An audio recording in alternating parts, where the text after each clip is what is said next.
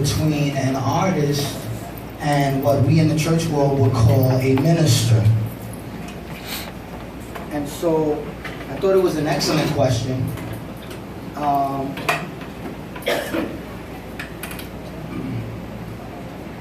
My personal opinion, and it could be totally wrong and totally different from yours, is that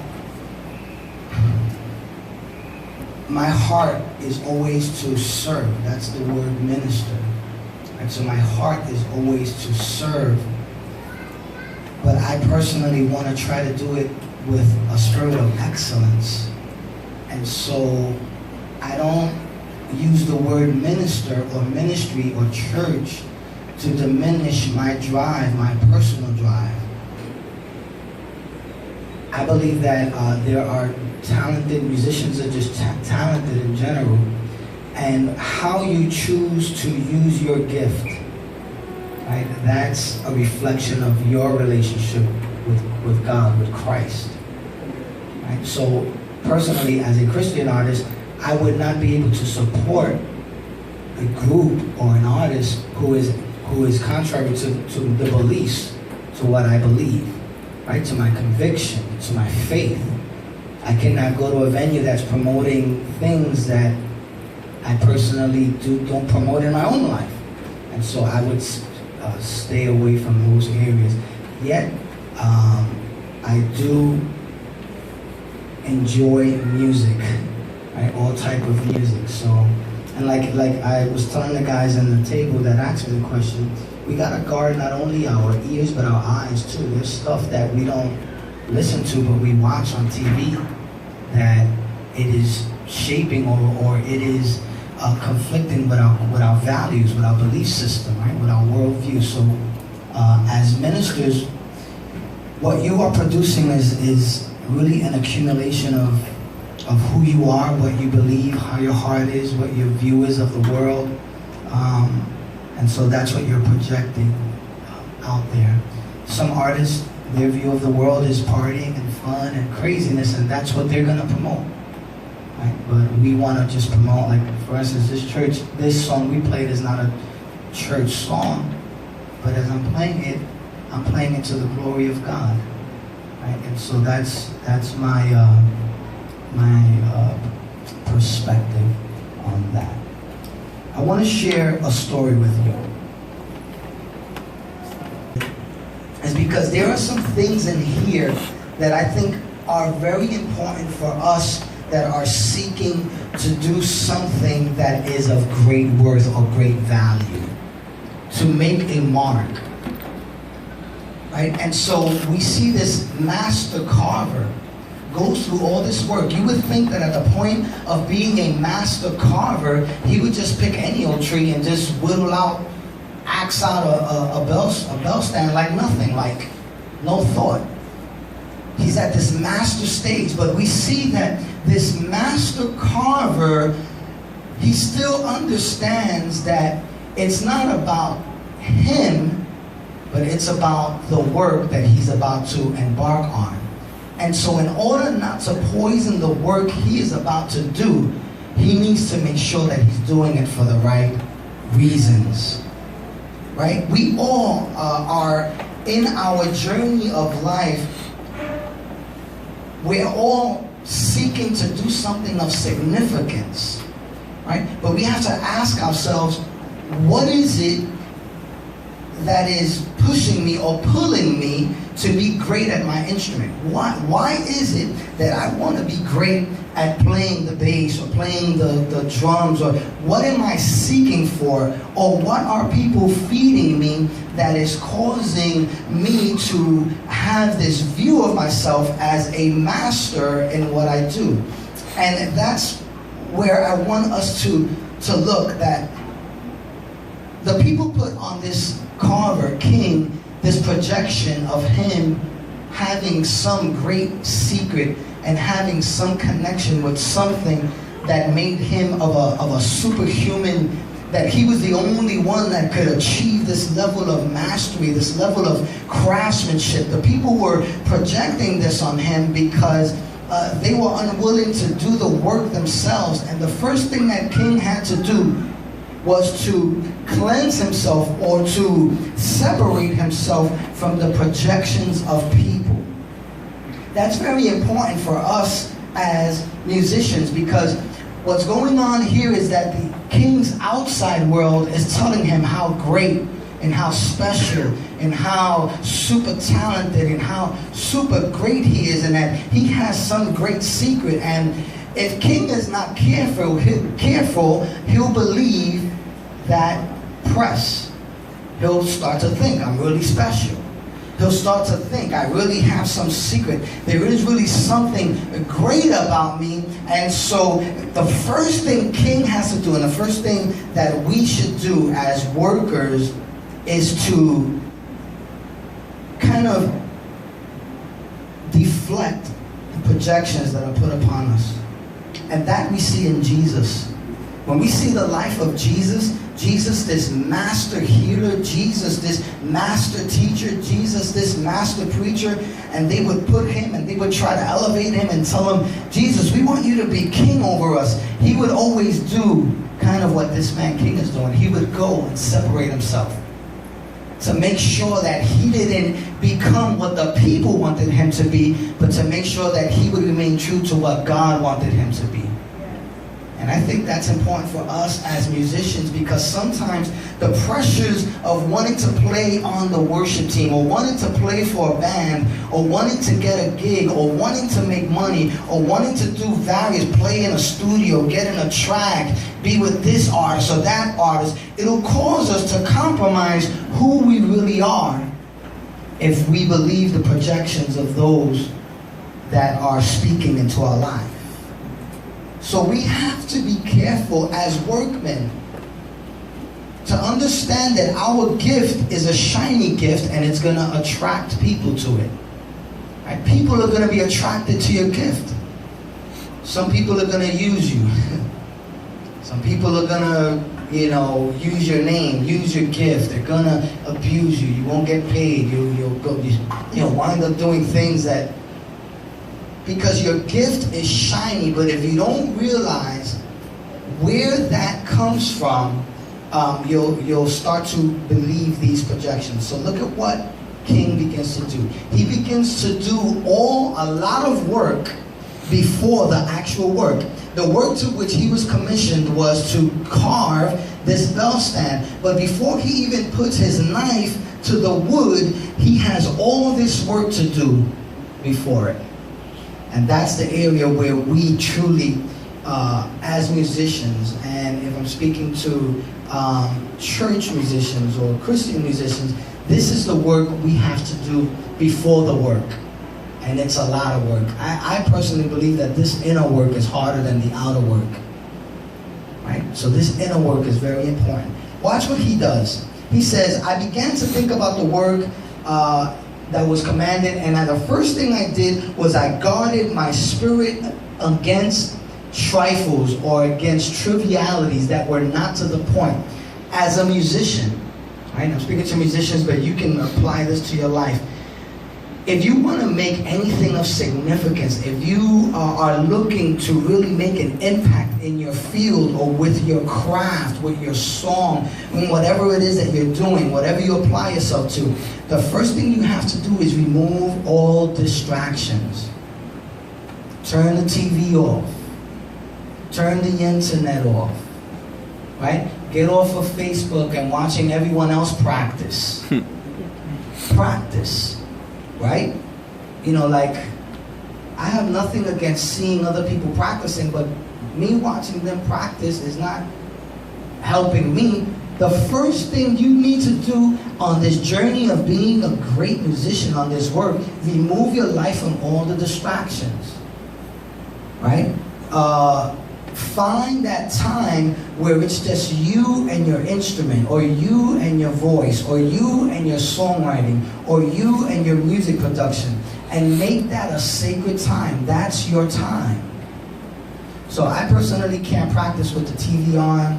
I can't even practice when my wife is home, because now I'm performing. I don't want her to hear the mistakes. It's not practice.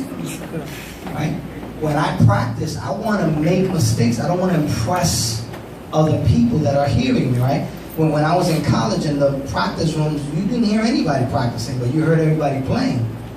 So practice is when you're making these mistakes, you're smoothing over, you're seaming everything together, you're working on the things you're not good at. So the first thing that this master carver does is to get rid of all the distractions, all the pressure to create a great bell tower, all the pressure that the people put on him because he was this man that had this great secret. The second thing he did was, he says, I fasted in order to set my heart at rest. And I think that that's very important for us as musicians, because I don't know if I'm the only one, but there's always this pressure when I'm about to play, right? There's this pressure to sound good. There's this pressure to, I'm not going to say impress, but to give a good performance. There's this pressure to validate. Hey, I'm the guy giving the conference. I should sound awesome on the keyboard. And so when we move out of fear, the opposite of love is really fear. And so when we move out of fear, we're really not able to express the true love for what we're doing out of the instrument, because it's about, what are they going to say after I play? What is so-and-so thinking about me right now? Or whatever those thoughts, and we as musicians, we know all those thoughts that come to our mind, the pressure, the pressures that are upon us. So this man, Master Carver King, fasted in order to set his heart at rest.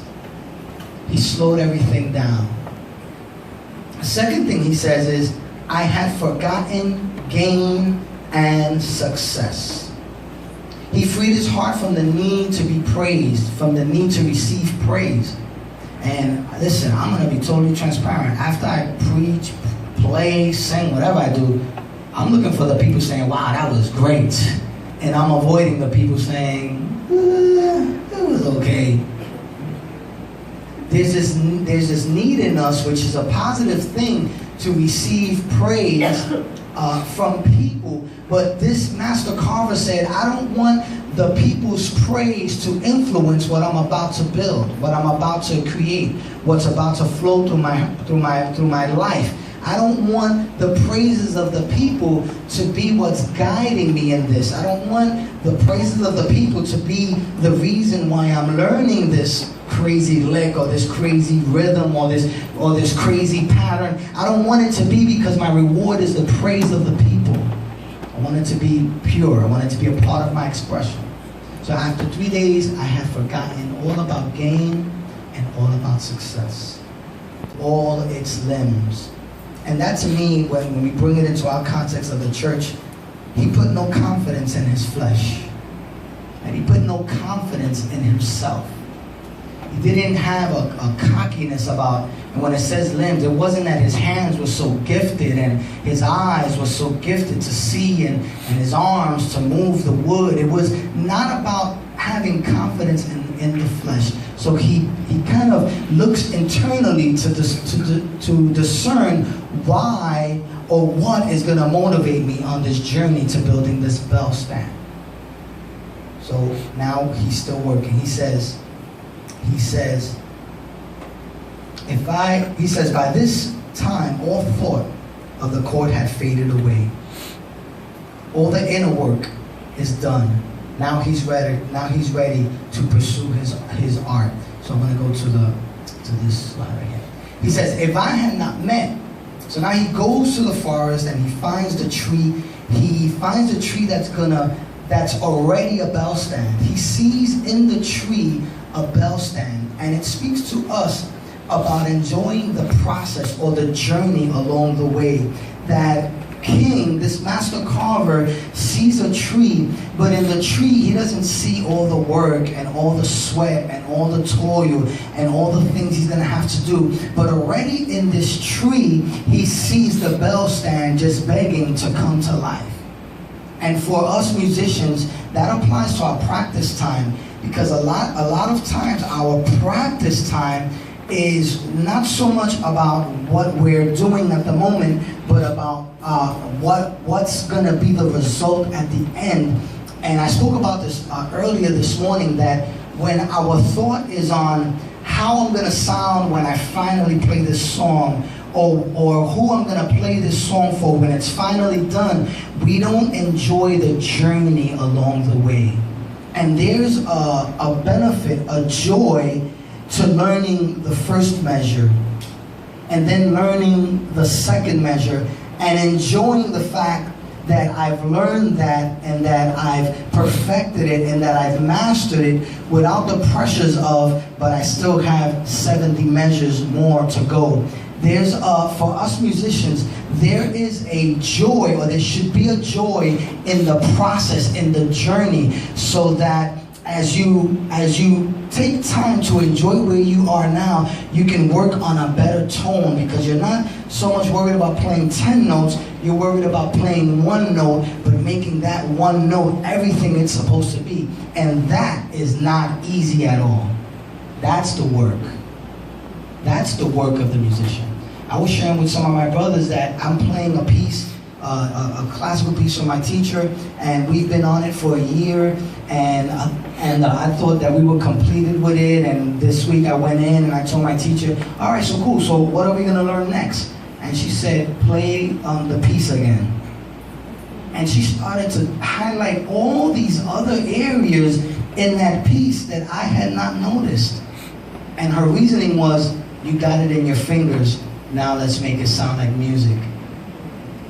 And I think for us musicians, having it in our fingers is the first step. Having it in our mind, in our ears, being able to play it, being able to execute it is the first step. But now being able to make it sound like music, that's the process, that's the journey. Being able to make this thing come to life. Being able to make this music have the expression, the emotion that we want behind it. And for me at least, it's a lot of work. It's a lot of work, but we have to enjoy that process. So King says, if I had not met this tree, there would be no bell stand at all. So what happened? My own collected thought encountered the hidden potential in the wood, and from this live encounter came the work which you ascribe to the spirits. So here, for us musicians, is the relationship between you and your instrument. I don't know if you realize it, but you and your instrument have a relationship together. And sometimes we say, man, my instrument's not cooperating with me. I grew up playing keyboards all my life, right? So keyboards are kind of sterile, kind of cold. The sound is just, a sampled sound. You don't have to tune this keyboard. You don't have to maintain it. It doesn't matter if it's humid today. The keyboard's flowing. Everything is good. When I bought a piano, I realized what it was to own an instrument and struggle with an instrument and say, man, my keyboard's not, my piano, the keys are not responding, they're sticky today. Man, the treble notes are out of tune. Now I have to spend 2 hours tuning this piano. Like, I've understood what it's like to have a relationship with my instrument, to pour my sweat into my instrument, to pour my energies into my instrument, and to have a mutual respect for my instrument. That's why, and here I'll be a little bit legalistic, but that's why when I look at your instrument and I see that it's all over the place, it's kind of a reflection of what you think about your music. Like when your instrument is just not taken care of, your guitar strings are like hanging out, it looks like a craziness on top of the, I don't know if that affects the tone, I don't know if that's your style, but it's a reflection of your instrument. My dad has guitars that are 50 years old in his house that look like brand new because of his care for the instrument. The same way we care for the instrument is the same way we need to care for ourselves. So we need to understand that not only are we caring for our instruments, but we ourselves are an instrument. So I need to get the proper rest. I need to get the proper nutrition. I need to feed my mind the proper things that are needed so that I'm feeding my instrument. Because here's another area where I hear a lot of musicians struggle with, young musicians, new musicians. If I get Jose's bass, if I get the exotic custom guitar, and I get the Mark bass setup, then I'm gonna be good. Right? If I get this, then I'm gonna be good. If I can't play on the MMA. I need the latest whatever. It's not even motif anymore. Right now it's a new model. No, I can't play on the MMA. I need the latest and greatest. I need the $5,000 keyboard to sound good. And while I understand that the instrument is important, but I am the primary instrument. And so I've shared with people who will spend $3,000-$4,000 on a custom bass and tell them, man, you could have spent $3,000-$4,000 on some lessons and invest in the instrument. Invest in the instrument. Because we're always looking outside of ourselves. If I get the keyboard that George Duke plays, if I get the drums that, whoever the latest drummer is, and I get the Marcus Miller bass, now I'm gonna be good. No. You are the instrument. You are the instrument. Right? So he says, once I collected all my thoughts and I was prepared, and now I went to this tree and this tree was ready, I saw the stand in the tree. From this encounter came the work which you ascribe to the Spirit. I see it as the relationship that we have with God. We are the clay. Right? We are the clay. He is the potter. We need to allow our lives to be molded by Him. The same way that we're working at our craft to be better at what we do, God is trying to work on us to tune our life, right? To tune our thoughts, to tune our passions. So the same way we want to master our craft, God is trying to create out of us, to bring out of us that bell stand, that perfect stand, who He already sees. And what I love about the scripture, it says that we shouldn't complain because God made us a certain way. And I'm not going to compare myself with other people because God made me to be me and to play the way I play and to do the things that I do. And so that's an important aspect for us to understand as we go on this work journey. Right? So I just want to share real quick for the last 5 minutes some thoughts, and I got this from a website. Many of you keyboard players especially will know about it. And he put out like a message to musicians, which I thought was excellent, and I want to share it with you. All right? This is part of our, if we're talking about the work, then you need to understand that you're a worker. You need to be responsible. You need to treat it as work. So these are some recommendations that Jamal Harwell has. Now, he says, number 1, be on time and dress appropriately. Be on time and dress appropriately. Right? Number 2, he says, your character or your work ethic or your appearance, your integrity, and your gifting go hand in hand. And so we all know people that are very gifted, but their character needs a little bit of work. Right? Their character, like, their yes is not yes and their no is not no.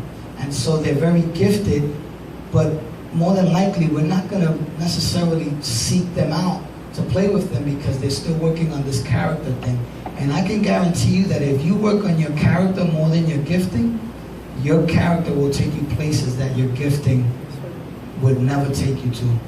Just because people can trust you. Right? Alright, so this is now the practical stuff. He says, don't try to get rich off of one gig.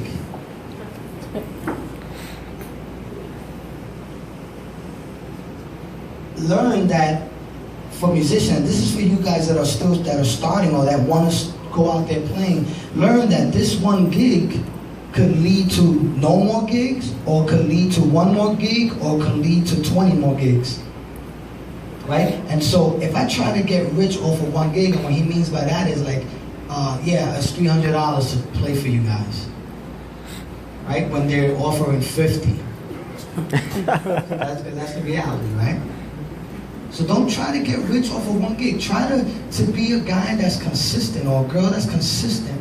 And obviously you don't want people to take advantage of you, obviously.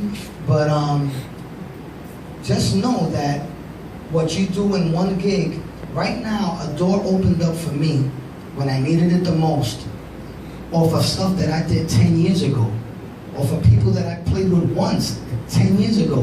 And an opportunity opened up. There was an opportunity to do something, and they remembered me from back then, and that one gig opened up a great door for me. So you're always kind of just always representing wherever you go, all right? Number 4, and this is big for me. This is huge for me. Stay for the preaching. Right? Stay for the preaching, because guess what? God is talking to us. Right? God is talking to us. So my personal habit is that I sit in the front bench. I sit right there in the front bench. Right? I love to hear preaching. And have a desire to worship. Be a worshiper. Be a person that could worship. Again, I'll be transparent. I was at a point many years ago where I was playing so much, I was always on the stage, I forgot how to worship. And when God took me from off the stage, and now I was not on the stage, like I'm in the services, but I didn't know what to do with myself because I was so used to being the guy on the stage. And God had to take me to that practice so that I could realize you have to be a worshiper more than anything. Right? So that's what God is calling us to do. This is some good stuff. Number 5, stay off your phone. Stay off your phone.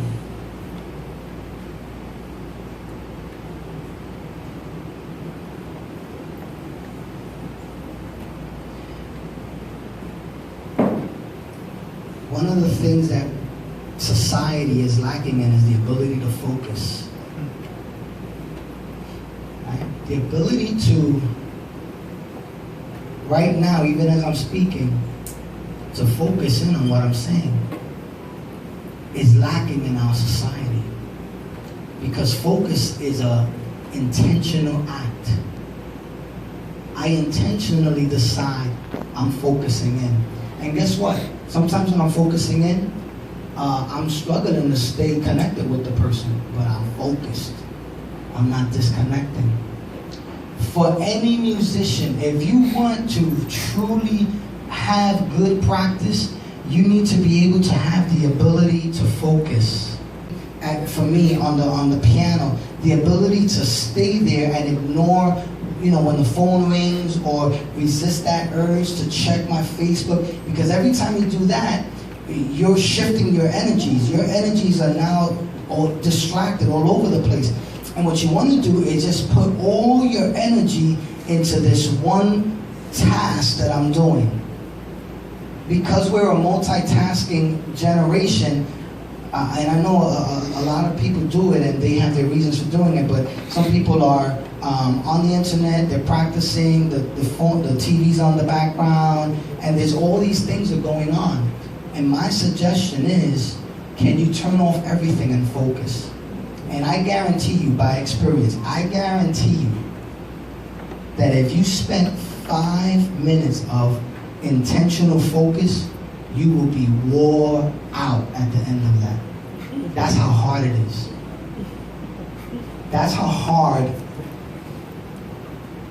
true focus is, because the world we live in, and you need to understand that the world you're living in has addicted you to multitasking. And so we're like the Apostle Paul. This one thing I do, we focus. We focus, all right? So stay off your phone in the service. Number 6, don't overbook. This is Jamal Hartwell, by the way, saying these things. Don't overbook or cancel for higher priced gigs, especially without communicating. All right, so, I know some dudes, they're doing 4 services on Sunday and all of that. And that's cool, but you gotta be careful. You gotta be careful not to overbook. All right, don't be afraid to say no. That's a big one. That's a big one. Don't be afraid to say no.